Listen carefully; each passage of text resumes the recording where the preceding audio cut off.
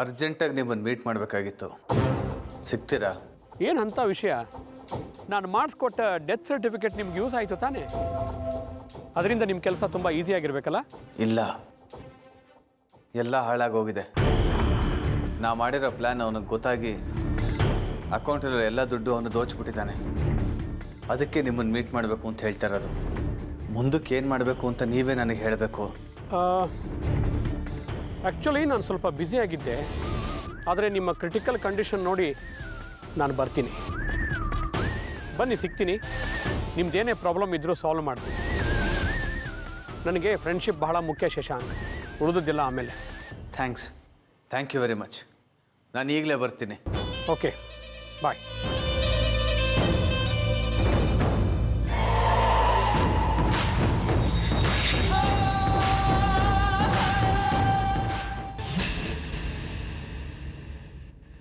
ಓಹೋ, ಬರಬೇಕು ಮಾಜಿ MLA ಸಾಹೇಬ್ರು, ಭವಿಷ್ಯದ MLA ಅವರು.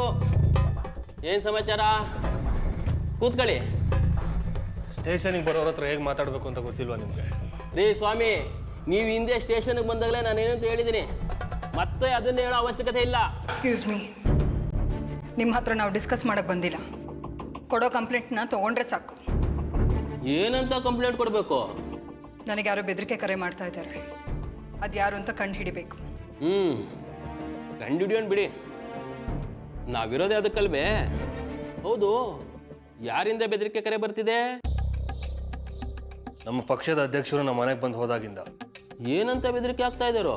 ನಮ್ಮ ಪಕ್ಷದ ಅಧ್ಯಕ್ಷರ ಮಾತಿಗೆ ಬೆಲೆ ಕೊಡದೇ ಇದ್ರೆ ನಿಮ್ಮನ್ನು ಸುಮ್ಮನೆ ಬಿಡಲ್ಲ ಅಂತ ಹೇಳಿ ಕೆಟ್ಟದಾಗ ಮಾತಾಡಿದ್ದು ಅಲ್ಲದೆ ಹಾಗೆ ಮಾಡ್ತೀವಿ ಹೀಗೆ ಮಾಡ್ತೀವಿ ಅಂತ ಹೇಳಿ ಬೆದರಿಕೆ ಹಾಕ್ತಾ ಇದ್ದಾರೆ. ಅಲ್ರಿ ಸ್ವಾಮಿ, ನಿಮ್ಮ ಪಕ್ಷದವ್ರ ಮೇಲೆ ನೀವೇ ಕಂಪ್ಲೇಂಟ್ ಕೊಡೋದಕ್ಕೆ ಬಂದಿದ್ದೀರಲ್ಲ, ಇದರಿಂದ ನಿಮಗೆ ಸಮಸ್ಯೆ ಆಗುತ್ತೆ ಅಂತ ಅನ್ನಿಸ್ತಾ ಇಲ್ವಾ? ಸುಮ್ಮನೆ ನಿಮ್ಮ ಪಕ್ಷದವ್ರನ್ನ ನೀವೇ ಎದುರಾಕೊಂಡು ಇನ್ನೊಂದು ಪ್ರಾಬ್ಲಮ್ನ ಮೈ ಮೇಲೆ ಎಳ್ಕೊತಾ ಇದ್ದೀರಾ ಅನಿಸ್ತಾ ಇದೆ. ಸುಮ್ಮನೆ ನಿಮ್ಮ ಪಕ್ಷದ ಅಧ್ಯಕ್ಷ ಹತ್ರ ನೇರವಾಗಿ ಮಾತಾಡಿ ಪ್ರಾಬ್ಲಮ್ನ ಸಾಲ್ವ್ ಮಾಡ್ಕೊಳ್ಳೋದು ಒಳ್ಳೇದು. ಇಷ್ಟ್ರ ಮೇಲೆ ನಿಮ್ಮ ಇಷ್ಟ. ಬೆದರಿಕೆ ಆಗ್ತಿರೋದು ನಮ್ಮ ಪಕ್ಷದವರು ಬೇರೆ ಪಕ್ಷದವರು ಗೊತ್ತಿಲ್ಲ. ಅದನ್ನು ತಿಳ್ಕೊಳ್ಳೋದಕ್ಕಂತಾನೆ ಕಂಪ್ಲೇಂಟ್ ಕೊಡ್ತಾ ಇರೋದು. ಹೇಳಿದ್ನಲ್ಲ ಸಾಹೇಬ್ರೆ, ನಾವು ಕಂಡುಹಿಡಿಯೋದಕ್ಕೆ ಇರೋದು ಅಂತ. ಈ ಹಿಂದೆ ಇದೇ ಮಾತನ್ನು ಹೇಳಿ ನಾನು ಕೊಟ್ಟ ಕಂಪ್ಲೇಂಟ್ನ ಡಸ್ಟ್ಬಿನ್ನಿಗೆ ಹಾಕಿದ್ರಿ. ಈಗಲೂ ಅದೇ ಕೆಲಸ ಮಾಡಿಬಿಡಿ ತಾವು. ಏನು ನಿಮ್ಮ ಮಾತಿನ ಅರ್ಥ? ನೋಡಿ, ಈ ಹಿಂದೆ ಏನಾಗಿತ್ತು ಅನ್ನೋದು ಅವಶ್ಯಕತೆ ಇಲ್ಲ. ನನಗೆ ಬೆದರಿಕೆ ಕರೆ ಯಾರು ಮಾಡಿದ್ದು ಅಂತ ಟ್ರೇಸ್ ಮಾಡಿ ಸಾಕು. ತುಂಬ ಉಪಕಾರ ಆಗುತ್ತೆ. ಓಕೆ ಮೇಡಮ್, ನಿಮಗೋಸ್ಕರ ಈ ಕೆಲಸ ಮಾಡಿಕೊಡ್ತೀನಿ. ಆದರೆ ಇನ್ನೊಂದು ಸಾರಿ ಈ ಸ್ಟೇಷನ್ಗೆ ಬಂದಾಗ ನಿಮ್ಮ ಯಜಮಾನ್ರು ನನ್ನ ಹತ್ರ ಹೇಗೆ ಮಾತಾಡಬೇಕು ಅನ್ನೋದನ್ನ ಹೇಳಿ. ನೋಡಿ ಸೂರ್ಯ, ನಾವು ಬಂದಿದ್ದ ಕೆಲಸ ಆಯಿತು ತಾನೆ. ಸುಮ್ಮನೆ ಮಾತಾಡೋಕ್ಕೆ ಟೈಮ್ ವೇಸ್ಟ್ ಮಾಡಬೇಕು. ಟೈಮ್ ಬಂದಾಗ ಯಾರು ಏನು ಅನ್ನೋದು ಗೊತ್ತಾಗುತ್ತೆ. ಬನ್ನಿ.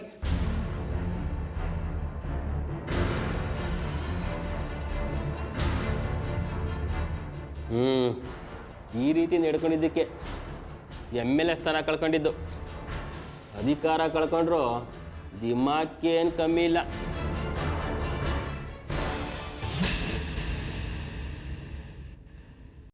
ಆರ್ತಿಯವ್ರೆ, ಏನು ವಿಷಯ ಮಾಡ್ತಿದ್ದೀರಾ? ಇನ್ಸ್ಪೆಕ್ಟರ್ ಹೇಳಿದ್ರ ಬಗ್ಗೆ ಯೋಚನೆ ಮಾಡ್ತಾ ಇದ್ದೀನಿ ಸೂರ್ಯ ಅವರೇ. ನಿಮ್ಮ ಪಕ್ಷದಿಂದ ನಿಮ್ಗೇನಾದರೂ ತೊಂದರೆ ಆಗುತ್ತೇನೋ ಅಂತ.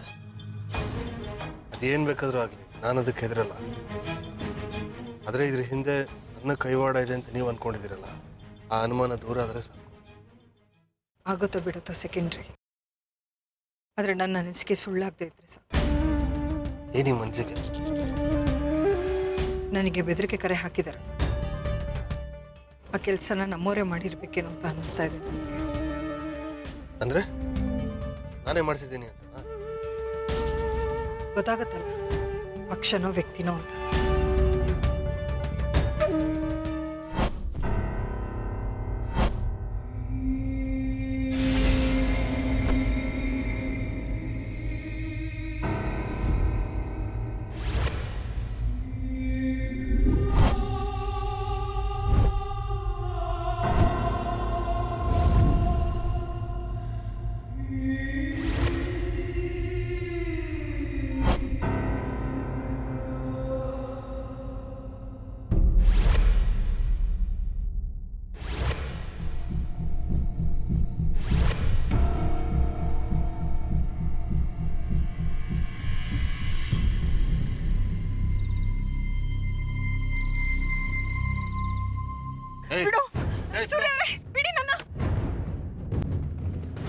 ಏ ಯಾರು ನೀನು? ಏ ಬಿಡೋಣ, ಬಿಡೋ, ಬಿಡೋ. ಮಗ ನೋಡ್ತೀರ ಹೊಡೀರ. ಸೂರ್ಯರೇ, ಸೂರ್ಯರೇ, ಬಿಡು. ಸೂರ್ಯರೇ, ಸೂರ್ಯರೇ.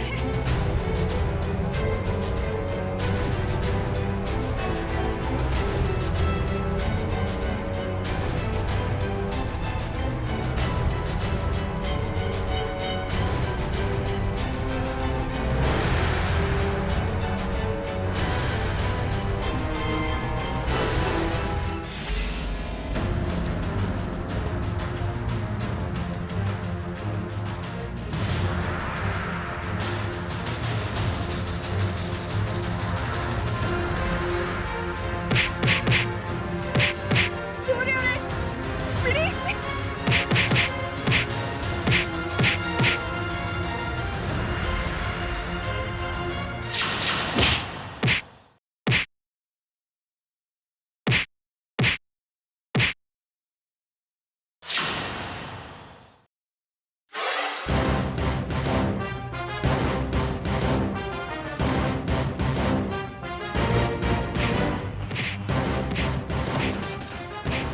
ನೀವಾ? ಅತ್ತೆ ನಿಮ್ಮ ಪ್ರಾಣಕ್ಕೆ ಅಪಾಯ ಇದೆ. ಇನ್ನು ಸ್ವಲ್ಪ ಹೊತ್ತು ನೀವು ಇಲ್ಲೇ ಇದ್ರೆ ನಿಮ್ಮನ್ನ ಕೊಂದಾಕ್ಬಿಡ್ತಾರೆ. ಬನ್ನಿ ಕೂತ್ಕೊಳ್ಳಿ, ಬನ್ನಿ ಕೂತ್ಕೊಳ್ಳಿ. ಸೂರ್ಯ ಅವ್ರನ್ನ ಇಂಥ ಪರಿಸ್ಥಿತಿಲಿ ಬಿಟ್ಟು ನಾನು ಬರಲ್ಲ ರಂಜಿತ್. ಅತ್ತೆ ಮಾವನವ್ರಿಗೆ ಏನೂ ಆಗಲ್ಲ, ನಮ್ಮ ಹುಡುಗರು ನೋಡ್ಕೋತಾರೆ. ನೀವು ಬನ್ನಿ ದಯವಿಟ್ಟು, ಪ್ಲೀಸ್ ಬನ್ನಿ. ಅತ್ತೆ ಪ್ಲೀಸ್ ನನ್ನ ಮಾತು ಅರ್ಥ ಮಾಡ್ಕೊಳ್ಳಿ. ನಿಮ್ಮ ಪ್ರಾಣಕ್ಕೆ ಅಪಾಯ ಇದೆ ನೋಡಿ. ಮಾವನ್ನ ನಮ್ಮ ಹುಡುಗರು ಸೇಫ್ ಮಾಡ್ತಾರೆ. ನೀವು ದಯವಿಟ್ಟು ನನ್ನ ಜೊತೆ ಬನ್ನಿ, ಬನ್ನಿ ಅತ್ತೆ ಪ್ಲೀಸ್ ಬನ್ನಿ. ನನ್ನನ್ನು ಅವ್ರು ಕೊಂದ್ರೂ ಪರವಾಗಿಲ್ಲ, ನಾನು ಸೂರ್ಯ ಅವ್ರನ್ನ ಬಿಟ್ಟು ಎಲ್ಲೂ ಬರಲ್ಲ. ಅತ್ತೆ ಪ್ಲೀಸ್ ನನ್ನ ಮಾತು ಅರ್ಥ ಮಾಡ್ಕೊಳ್ಳಿ. ನಮ್ಮ ಹುಡುಗರು ಇದ್ದಾರೆ, ನೋಡ್ಕೋತಾರೆ ನಿಮ್ಮ ಮಾವನ್ನ. ದಯವಿಟ್ಟು ಬನ್ನಿ ನೀವು.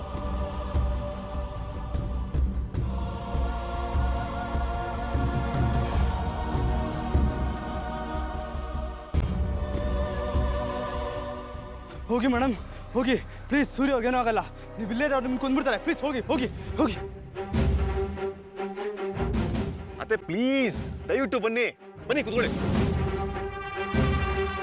ಸರ್ ಬನ್ನಿ ಬನ್ನಿ, ಹಾಸ್ಪಿಟ್ಲಿಗೆ ಹೋಗೋಣ. ಆರ್ತಿ ಅವ್ರು ಸೇಫಾಗಿ ಹೋಗಿದ್ದಾರೆ ಸರ್, ಬನ್ನಿ ಹಾಸ್ಪಿಟ್ಲಿಗೆ ಹೋಗೋಣ.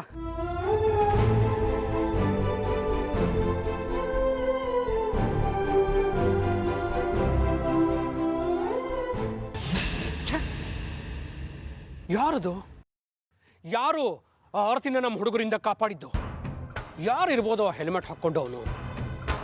ನಾವು ಆರ್ತಿ ಮೇಲೆ ಅಟ್ಯಾಕ್ ಮಾಡ್ತಿದ್ದೀವಿ ಅಂತ ಅವ್ರಿಗೆ ಹೇಗೆ ಗೊತ್ತಾಯ್ತು? ಏನಾಯ್ತು ಚಿದಂಬರಂ? ಯಾಕೆ ಇಷ್ಟೊಂದು ಕೋಪ ಮಾಡ್ಕೊಂಡಿದ್ದೀರಾ? ಏನಾಯ್ತಾ? ನಾನು ಇಷ್ಟೊತ್ತು ಪಡ್ಕೊಂಡದ್ದೇನು? ಆರ್ತಿನ ಕೊಲೆ ಮಾಡೋದಕ್ಕೆ ನಮ್ಮ ಹುಡುಗರನ್ನ ಕಳಿಸಿದ್ವಿ. ಆದರೆ ನಮ್ಮ ಹುಡುಗರಿಗೆ ಗೊತ್ತಿಲ್ಲದೇನೆ ಆ ಆರ್ತಿನ ಯಾರೋ ಅಲ್ಲಿಂದ ಕಾಪಾಡಿದ್ದಾರೆ. ಅವ್ರು ಯಾರಿಗೂ ಗೊತ್ತಿಲ್ಲ, ನನಗೆ ಗೊತ್ತು. ನನಗೆ ಚೆನ್ನಾಗಿ ಗೊತ್ತು ನೀವು ಯಾರ ಹೆಸರನ್ನ ಹೇಳ್ತೀರಾ ಅಂತ. ರಂಜಿತ್ ಹೆಸರು ಬಿಟ್ರೆ ಬೇರೆ ಯಾರು ನಿಮ್ಮ ಮನ್ಸಿಗೆ ಬರೋದೇ ಇಲ್ವಾ? ಕರೆಕ್ಟಾಗಿ ಗೆಸ್ ಮಾಡಿದೆ ನಿರೋಷ. ಹೌದು, ಆ ಆರ್ತಿನ ಕಾಪಾಡೋದಕ್ಕೆ ರಂಜಿತ್ ಬಿಟ್ರೆ ಬೇರೆ ಯಾರ ಕೈಯಿಂದನೂ ಸಾಧ್ಯ ಇಲ್ಲ. ನಿಮಗೆಲ್ಲೋ ಹುಚ್ಚಿಡ್ತಿದೆ, ಅದಕ್ಕೆ 3 ಹೊತ್ತು ರಂಜಿತ್ ರಂಜಿತ್ ಅಂತ ಕನ್ವರಿಸ್ತಾ ಇರ್ತೀರಾ.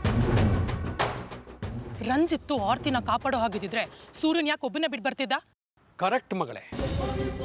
ಸೂರ್ಯನ ಬಿಟ್ಟು ಆರ್ತಿನ ಮಾತ್ರ ಅಲ್ಲಿಂದ ಕರ್ಕೊಂಡು ಹೋಗಿದ್ದಾರೆ ಅಂದ್ರೆ ಅದು ಆದಿತ್ಯ ಮಾತ್ರ. ನಾವು ಬಿಟ್ಟಿರೋ ಹುಡುಗರಿಂದ ತಲೆ ತಪ್ಪಿಸ್ಕೊಂಡಿರೋ ಆದಿತ್ಯ ಅವ್ರ ಅಮ್ಮನ ಕಾಪಾಡೋದಕ್ಕೆ ಬಂದಿದ್ದಾನೆ ಅಂದ್ರೆ ನಂಗೆ ಯಾಕೋ ನಂಬಿಕೆ ಬರ್ತಿಲ್ಲ. ನೀ ನಂಬಿದ್ರು ಸರಿ, ಬಿಟ್ರು ಸರಿ, ಆರ್ತಿನ ಕಾಪಾಡಿರೋದು ಆದಿತ್ಯನೇ.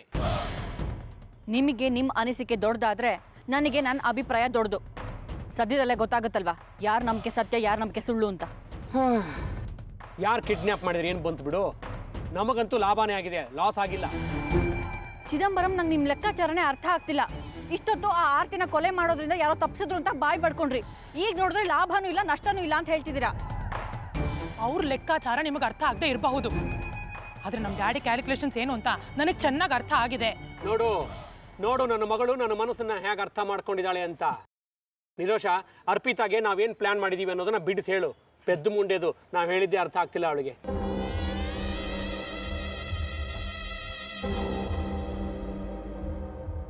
ಕೋಪ ಬಂತ ಅರ್ಪಿತಾ? ಕೋಪ ಮಾಡ್ಕೋಬೇಡ.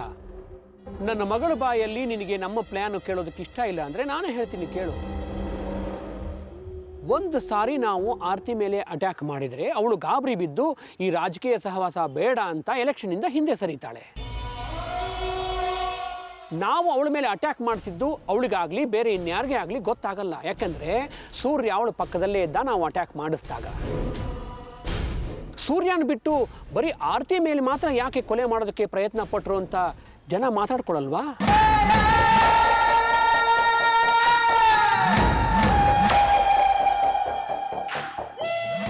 ಜನ ಏನು ತಿಳ್ಕೊತಾರೆ? ಸೂರ್ಯನ ಪಕ್ಷದವರೇ ಆರ್ತಿನ ಕೊಲೆ ಮಾಡೋದಕ್ಕೆ ರೌಡಿಗಳನ್ನ ಕಳಿಸಿದ್ದಾರೆ ಅಂತ.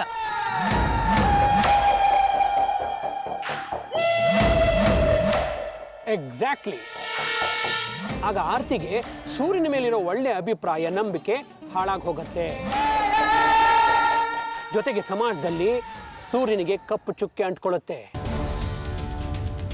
ಅವನ ಪಾರ್ಟಿಯವ್ರಿಗೂ ಸಹ ಅವನ ಮೇಲೆ ಬೇಜಾರಾಗತ್ತೆ. ಇನ್ನೇನು ನಾವು ಗೆದ್ದು ಬಿಟ್ವಿ, ನಾವೇ ಸರ್ಕಾರ ರಚನೆ ಮಾಡ್ತೀವಿ ಅಂತ ಆ ರೂಲಿಂಗ್ ಪಾರ್ಟಿಯವರು ಎದೆ ತಟ್ಕೊಂಡು ಎಲ್ಲ ಕಡೆ ಓಡಾಡ್ತಿದ್ರಲ್ಲ, ಈಗ ಯಾರಿಗೂ ಮುಖ ತೋರಿಸ್ತೆ ಓಡಾಡೋ ಪರಿಸ್ಥಿತಿ ಉಂಟಾಗತ್ತೆ. ಈಗ ಹೇಳು, ನನ್ನ ರಾಜಕೀಯ ಲೆಕ್ಕಾಚಾರ ಸರಿನೋ ತಪ್ಪು ಅಂತ? ನಿಮ್ಮ ಲೆಕ್ಕಾಚಾರ ಏನೋ ಸರಿಯಾಗೇ ಇದೆ, ಆದರೆ ಆರತಿ ಸೂರ್ಯನ ಮೇಲಿಟ್ಟಿರೋ ನಂಬಿಕೆನ ಕಳ್ಕೊತಾಳೆ ಅನ್ನೋದು ಸುಳ್ಳು. ಹಾಗೊಂದು ವೇಳೆ ಅವಳೇನಾದರೂ ಸೂರ್ಯನ ಮೇಲಿಟ್ಟಿರೋ ನಂಬಿಕೆನ ಕಳ್ಕೊಂಡು ಮನೆ ಬಿಟ್ಟು ಆಚೆ ಬಂದರೆ ಮೊದಲು ಖುಷಿ ಪಡೋದು ನಾನೇ.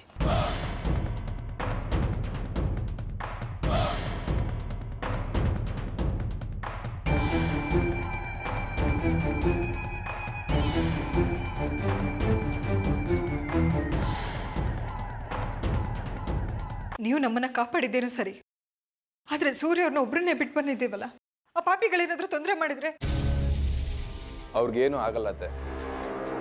ಮಾವನವ್ರನ್ನ ನಮ್ಮ ಹುಡುಗರು ಸೇಫ್ ಆಗಿ ಮನೆ ತಲುಪಿಸಿರ್ತಾರೆ. ಮತ್ತೆ ನನ್ನನ್ನು ಮನೆಗೆ ಕರ್ಕೊಂಡು ಹೋಗಿ ಬಿಡ್ಬೋದಾಗಿತ್ತಲ್ಲ, ಇಲ್ಲಿಗೆ ಕರ್ಕೊಂಡು ಬಂದ್ರಿ?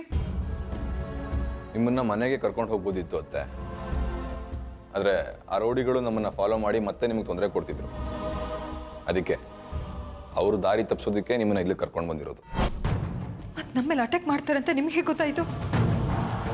ಹೇಗೆ ಗೊತ್ತಾಯ್ತು ಏನು ದಯವಿಟ್ಟು ಯಾವುದು ಕೇಳ್ಬಿಡಿ ಅತ್ತೆ.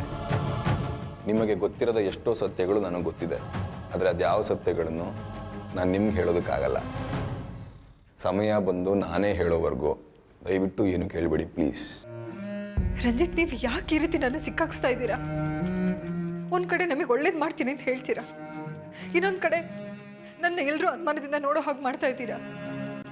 ಯಾವ ಥರ ನ್ಯಾಯ ಇದು? ಮತ್ತೆ ನೀವು ನ್ಯಾಯದ ಪರನೇ ಹೋಗ್ತೀನಿ ಅಂತಂದ್ರೆ ಎಲೆಕ್ಷನಲ್ಲಿ ಗೆಲ್ಲೋದಕ್ಕೆ ಅಸಾಧ್ಯ. ರಹಸ್ಯ ಗುಟ್ಟಾಗಿದ್ರೆ ಮಾತ್ರ ಜನಗಳ ತಲೆಯಲ್ಲಿ ನಿಮ್ಮ ಬಗ್ಗೆನೇ ಯೋಚನೆ ಓಡ್ತಿರೋದು. ಆಗ ನಿಮಗೆ ಸಿಂಪತಿ ಓಟ್ಸು ತುಂಬ ಈಸಿಯಾಗಿ ಜಾಸ್ತಿ ಸಿಗುತ್ತೆ. ಜನಗಳಿಗೆ ಕ್ಯೂರಿಯಾಸಿಟಿ ಬರೋದಕ್ಕೂ ನಾನು ಮನೆಯವರಿಗೆ ಈ ವಿಷಯನ ಹೇಳ್ದೇ ಇರೋದಕ್ಕೂ ಏನು ಸಂಬಂಧ ರಂಜಿತ್? ನನಗೊಂದು ಅರ್ಥ ಆಗ್ತಾ ಇಲ್ಲ. ಮತ್ತೆ ನೀವೆಲ್ಲದ್ರ ಬಗ್ಗೆ ತುಂಬ ಜಾಸ್ತಿ ಯೋಚನೆ ಮಾಡ್ತಿದ್ದೀರಾ. ನಿಮ್ಮನ್ನ ಎಲೆಕ್ಷನಲ್ಲಿ ಗೆಲ್ಲಿಸೋ ಜವಾಬ್ದಾರಿ ನಂದು. ಸುಮ್ಮನೆ ನಾನು ಹೇಳ್ದಾಗ ಕೇಳಿ, ಎಲ್ಲ ಒಳ್ಳೇದಾಗತ್ತೆ. ಏನು ಒಳ್ಳೇದು ಏನು ಕೆಟ್ಟದ್ದು ನನಗೆ ಅರ್ಥ ಆಗ್ತಿಲ್ಲ. ಈಗ ನಾನು ಮನೆಗೆ ಹೋದರೆ ಪ್ರಶ್ನೆ ಮೇಲೆ ಪ್ರಶ್ನೆ ಮಾಡ್ತಾರೆ. ಆರ್ಯ ಮತ್ತು ಸೂರ್ಯ ಅವ್ರು ಸೇರಿಕೊಂಡು ಅವರಿಗೆಲ್ಲ ಏನಂತ ಉತ್ತರ ಕೊಡಲಿ ನಾನು? ಅವ್ರಿಗೆ ಉತ್ತರ ಕೊಡೋಕ್ಕೆ ಎಷ್ಟು ಕಷ್ಟ ಆಗುತ್ತೆ ಗೊತ್ತಾ? ಡೋಂಟ್ ವರಿ ಅತ್ತೆ, ಅವನು ಬಾಯಿ ಮುಚ್ಚೋದಕ್ಕೆ ಮಾವನವರಿದ್ದಾರೆ, ಶೋಭಮ್ಮ ಇದ್ದಾರೆ. ಅವನ ಬಗ್ಗೆ ಜಾಸ್ತಿ ತಲೆ ಕೆಡಿಸ್ಕೊಬೇಡಿ ನೀವು. ಹಾಗಾದರೆ ನನಗೆ ಇದರಿಂದ ಮುಕ್ತಿನೇ ಇಲ್ವಾ? ಇದೇ ರೀತಿ ನಾನು ಪಡ್ತಾನೆ ಇರಬೇಕಾ? ಬೇರೆ ದಾರಿ ಇಲ್ಲ ಅತ್ತೆ. ನಾನು ಸಾಕ್ಷಿನ ಕಳ್ಕೊಂಡು ತುಂಬ ನೋವು ಅನುಭವಿಸ್ತಾ ಇದ್ದೀನಿ. ಮತ್ತೆ ನಿಮ್ಮನ್ನೆಲ್ಲ ಕಳ್ಕೊಂಡು ಇನ್ನಷ್ಟು ನೋವು ಅನುಭವಿಸೋದಕ್ಕೆ ನನಗಿಷ್ಟ ಇಲ್ಲ. ಅದಕ್ಕೆ ಇಷ್ಟೆಲ್ಲ ಹೋರಾಟ ಮಾಡ್ಕೊಳ್ಳೋದು ನಾನು. ಮತ್ತೆ ನಿಮ್ಮಗಳಿಗೆ ತೊಂದರೆ ಆಗೋದಕ್ಕೆ ನಾನು ಬಿಡಲ್ಲ ಅತ್ತೆ. ಅಂದರೆ ನೀವು ಯಾವಾಗಲೂ ನನ್ನ ಮೇಲೆ ಒಂದು ಕಣ್ಣಿಟ್ಟಿರ್ತೀರಾ? ಬರೀ ನಿಮ್ಮ ಮೇಲೆ ಮಾತ್ರ ಅಲ್ಲ, ನಿಮ್ಮ ಮನೆಯವ್ರ ಮೇಲೆ, ನಿಮ್ಮ ವಿರೋಧಿಗಳ ಮೇಲೆ. ಅದಕ್ಕೆ ಕಾರಣ ನಿಮ್ಮಗಳ ಶ್ರೇಯಸ್ಸು. ಇದ್ರ ಮೇಲೆ ಪ್ಲೀಸ್ ಏನು ಕೇಳಬೇಡಿ. ನಿಮ್ಮ ಮನಸ್ಸಲ್ಲಿ ಏನಿದೆಯೋ, ನೀವೇನು ಅನ್ಕೊಳ್ತಾ ಇದ್ದೀರೋ, ಏನು ಮಾಡೋಕೆ ಹೊರಟಿದ್ದೀರೋ ಎಲ್ಲ ನಿಗೂಢ. ರಂಜಿತ್, ನನಗೆ ಯಾವುದೇ ತೊಂದರೆ ಆದರೂ ನೀವಿರ್ತೀರ ಅನ್ನೋ ಭರವಸೆ ನನಗಿದೆ. ನನಗೆ ಯಾವ ತೊಂದರೆನೂ ಆಗಲ್ಲ ಅನ್ನೋದು ಗೊತ್ತಾಗಿದೆ. ದಯವಿಟ್ಟು ಈಗ ನನ್ನ ಮನೆ ಬಿಟ್ಬಿಡಿ. ನಾನು ಮೊದಲು ಸೂರ್ಯ ಅವ್ರನ್ನ ನೋಡಬೇಕು. ಸರಿ ಅತ್ತೆ, ನಡಿ. ಏನು ಶಶಾಂಕ್ ಅವರೇ, ಅಮೌಂಟು ನಿಮ್ಮ ಹೆಸರಿಗೆ ಟ್ರಾನ್ಸ್ಫರ್ ಆಯಿತಾ? ಆದರೂ ನಿಮ್ಮ ಮುಖದಲ್ಲಿ ಆತಂಕ ಕಾಣ್ತಾ ಇದೆ. ಏನೋ ಎಡವಟ್ಟಾಗಿರ್ಬೋದು. ಹೌದು, ನೀವು ಕೊಟ್ಟು ಡೆತ್ ಸರ್ಟಿಫಿಕೇಟ್ ತೊಗೊಂಡು ಬ್ಯಾಂಕ್ ಹೋಗಿ ವಿಚಾರಿಸ್ದೆ. ಆ ರಾಸ್ಕಲ್ ಅದಕ್ಕೆ ಮುಂಚೆನೇ ಅಕೌಂಟಲ್ಲಿರೋ ಎಲ್ಲ ದುಡ್ಡು ತೊಗೊಂಬಿಟ್ಟಿದ್ದಾನೆ. ಅದು ಹೇಗೆ ನನ್ನ ಮಗಳಿಗೆ ಗೊತ್ತಿಲ್ಲದೆ ಅವ್ನು ತೊಗೊಂಡು ನನಗೂ ಗೊತ್ತಾಗ್ತಾ ಇಲ್ಲ. ಅಕೌಂಟಲ್ಲಿ ₹1 ಬಿಟ್ಟಿಲ್ಲ, ಇಡೀ ಅಕೌಂಟ್ ಖಾಲಿ ಮಾಡಿದ್ದಾನೆ. Is two clever and intelligent. ಏನು ಚಿದಂಬರಂ ಅವರೇ, ನಾನು ನಿಮಗೆ ನನ್ನ ಕಷ್ಟ ಹೇಳ್ಕೊತಾ ಇದ್ದೀನಿ, ನೀವು ನನ್ನ ಶತ್ರುನ ಹೊಗಳ್ತಾ ಇದ್ದೀರಲ್ಲ. ಇದು ಹೊಗಳಿಕೆ ಅಲ್ಲ ಶಶಾಂಕ್. ಅವನು ವಿರೋಧಿ ಇರ್ಬೋದು, ಶತ್ರು ಇರ್ಬೋದು, ಆದರೆ ಅವನ ಪ್ರತಿಭೆನ ನಾವು ಮೆಚ್ಚಲೇಬೇಕು, ಅಪ್ರಿಷಿಯೇಟ್ ಮಾಡಲೇಬೇಕು. ನಿನ್ನೆ ಮೊನ್ನೆ ಬಂದು ನಿಮ್ಮ ಮನೆಗೆ ಸೇರಿಕೊಂಡು ನಿಮ್ಮ ಮಗಳಿಗೆ ಗೊತ್ತಿಲ್ಲದಿರೋ ಹಾಗೆ ನಿಮ್ಮನ್ನು ಏಮಾರಿಸಿದಾನಲ್ಲ, ಎಂಥ ಕಿಲಾಡಿ ಇರಬೇಕು. ಹಾಂ, ನಾನೊಂದ್ಸಲಿ ಅವನ ನೋಡಬೇಕಲ್ಲ. ಸರ್ ಪ್ಲೀಸ್, ಅವನ್ನ ನನ್ನ ಮುಂದೆ ಸಾಕಷ್ಟು ಹೊಗಳ್ಬೇಡಿ, ನನಗೆ ತಡ್ಕೊಳಕ್ಕಾಗಲ್ಲ. ಅವನ್ನ ನೋಡಬೇಕು ಅಂತ ಹೇಳಿದ್ರಲ್ಲ, ನೋಡದೇ ಇರೋದೇ ಒಳ್ಳೆಯದು. ಕೋಪ ಮಾಡ್ಕೋಬೇಡಿ. ಹಾವನ್ನ ಮನೆಯಲ್ಲಿ ಸಾಕ್ಕೊಂಡ್ರೆ ಕಚ್ಚದೇ ಇರತ್ತಾ? ನೀವು ಮಗಳ ಮೇಲಿರೋ ಪ್ರೀತಿಗೆ ಅವನು ಗೌರವ ಕೊಟ್ಟಿದ್ದಕ್ಕೆ ಅವನು ನಿಮ್ಮನ್ನು ಲೂಟ್ ಮಾಡ್ತಿದ್ದಾನೆ. ಅದಕ್ಕೆ ಮುಂದೆ ಏನು ಮಾಡಬೇಕು ಅಂತ ನನಗೂ ಗೊತ್ತಾಗ್ತಾ ಇಲ್ಲ. ನೀವೇನಾದರೂ ಐಡಿಯಾ ಕೊಡ್ತೀರಾ ಅಂತಲೇ ನಾನು ಇಲ್ಲಿಗೆ ಬಂದೆ. ನಿಮ್ಮ ಅಳಿ ಆಗೋಕ್ಕೆ ಬಂದಿರೋನು ಸಾಮಾನ್ಯದವನಲ್ಲ, ತುಂಬ ಕಿಲಾಡಿ. ಮುಗಿಸ್ಬಿಡಿ.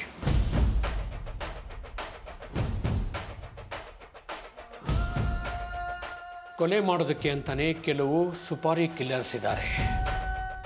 ಅವ್ರಿಗೆ ಡೀಲ್ ಕೊಟ್ಟುಬಿಡಿ, ನಿಮ್ಮ ಹೆಸರು ಎಲ್ಲೂ ಬಾಯಿ ಬಿಡಲ್ಲ.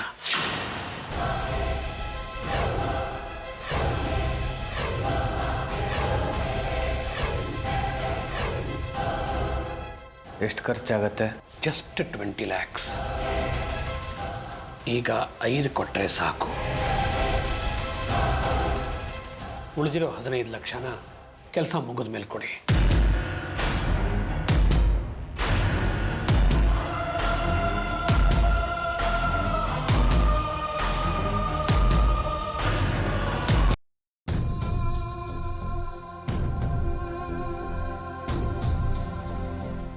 ಸೂರ್ಯರೇ, ತುಂಬ ನೋವ್ತಾ ಇದೆಯಾ? ಮನಸ್ಸಿಗಾಗಿರೋ ನೋವು ಮುಂದೆ ದೇಹಕ್ಕಾಗಿರೋ ನೋವು ಹೆಚ್ಚಲ್ಲ ಬಿಡಿ. ಯಾಕೆ ಹೀಗೆಲ್ಲ ಮಾತಾಡ್ತಾ ಇದ್ದೀರಾ ನೀವು? ಇನ್ನು ಹೇಗೆ ಮಾತಾಡಬೇಕು? ಸೂರ್ಯರೇ, ನನಗೀಗ ನಿಮ್ಮನ್ನ ಅಲ್ಲಿಂದ ಕರ್ಕೊಂಡು ಹೋದ ವ್ಯಕ್ತಿ ಯಾರು ಅಂತ ಗೊತ್ತಾಗಬೇಕು. ನಿಮ್ಮಿಂದ ಹೇಳೋದಕ್ಕೆ ಸಾಧ್ಯನಾ?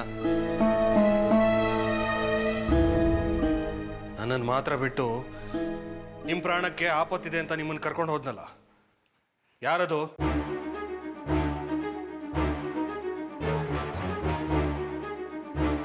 ನನಗೆ ಗೊತ್ತಿಲ್ಲ. ಸುಳ್ಳು ಹೇಳ್ಬೇಡಿ ನೀವು.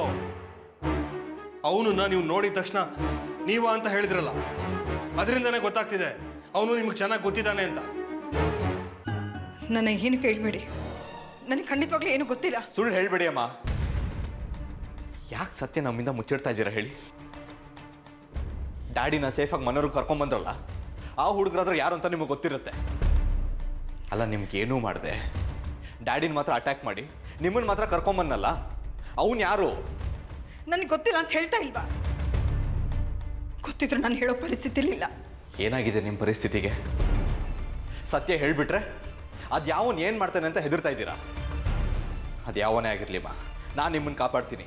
ನಿಮ್ಮ ಬೆನ್ಗಾವಲಾಗ ನಾನಿರ್ತೀನಿ. ಇನ್ನೇನು ಬೇಕು ನಿಮಗೆ? ಆರ್ಯ ಪ್ರೊಟೆಕ್ಷನ್ ಕೊಡ್ತೀನಿ ಅಂತ ಹೇಳ್ತಾ ಇದ್ದಾನಲ್ಲ, ಈಗಲಾದರೂ ಸತ್ಯ ಹೇಳಿ. ಯಾಕಮ್ಮ ಹಠ ಮಾಡ್ತಿದ್ದೀರಾ? ನೋಡಿ, ಅವರೆಲ್ಲ ಡ್ಯಾಡ್ಗೆ ಹೇಗೆ ಹೊಡೆದಿದ್ದಾರೆ ನೋಡಿ. ಅವ್ರ ಸ್ಥಿತಿ ಆದರೂ ನೋಡಿ ಸತ್ಯ ಹೇಳಿ. ನಿಮ್ಮನ್ನ ಕರ್ಕೊಂಡೋಗಿದ್ದು ರಾಸ್ಕಲ್ ಹೆಸರು ಹೇಳಿ. ಆರ್ಯ, ನೀನೊಬ್ಬ ಪೊಲೀಸ್ ಆಫೀಸರ್, ನಿನ್ನ ಬಾಯಲ್ಲಿ ಇಂಥ ಮಾತುಗಳು ಬರಬಾರ್ದು. ಮತ್ತಿದೇನು ಮಾಡ್ತಾನೆ? ಅವನು ಅಷ್ಟೊಂದು ಕೇಳ್ಕೊಳ್ತಾ ಇದ್ರು, ಸತ್ಯ ಹೇಳೋದಕ್ಕೆ ಹಿಂದೆ ಮುಂದೆ ಮಾಡಿದ್ರೆ? ನಾನು ಸತ್ಯ ಹೇಳಿದ್ರೆ ಎಲ್ಲರೂ